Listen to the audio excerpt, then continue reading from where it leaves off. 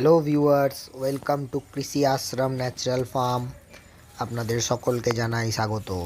আজকে আপনাদের দেখাবো আমরা কিভাবে আমাদের সর্ষে লাগানোর চলছে এবং এই জমি আমরা কিভাবে রেডি করেছি সেটা আপনাদের দেখাই।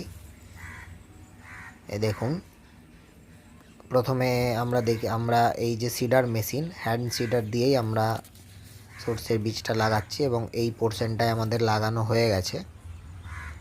দেখতে পাচ্ছেন একদম লাইন বরাবর, এবং এই দুটো অংশতে আমরা জমিটা রেডি করে এরপরে আমরা লাগাবো।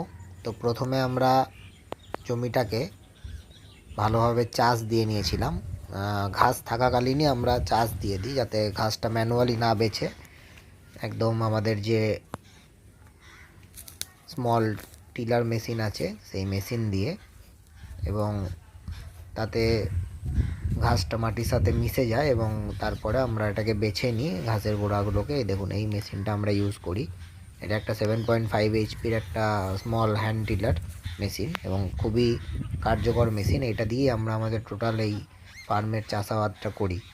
আমাদের জমির মাঝে যে রোগুলো দেখতে পাচ্ছেন, এগুলো আমরা পার্মানেন্ট প্ল্যান্টেশন করেছি বিভিন্ন ধরনের ফল গাছ দিয়ে, এবং এটাকে এই ফল গাছগুলো বড় হতে হতে এই দেখুন, এখানে যেমন একটা কুল গাছ, পেয়ারা গাছ, এটা একটা ডালিম গাছ। তো এই গাছগুলো বড় হতে হতে আমরা এখানে 2-3 বছর এই অন্তর্বর্তী ফসল আমরা এখান থেকে পাচ্ছি।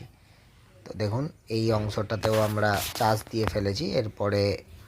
এবং এই দেখুন, আমাদের এখানে আমরা যে 100% পিওর সরষের তেল করি, সেই খোলই আমরা এখানে প্রধান ম্যানিওর হিসেবে ব্যবহার করছি, এবং কাটা প্রতি 1 কেজি করে খোল আমরা এখানে ইউজ করছি। এবং এই অংশটা দেখুন, আমরা আগেই দেখালাম, এটাতে আমাদের বীজ দেওয়া হয়ে গেছে।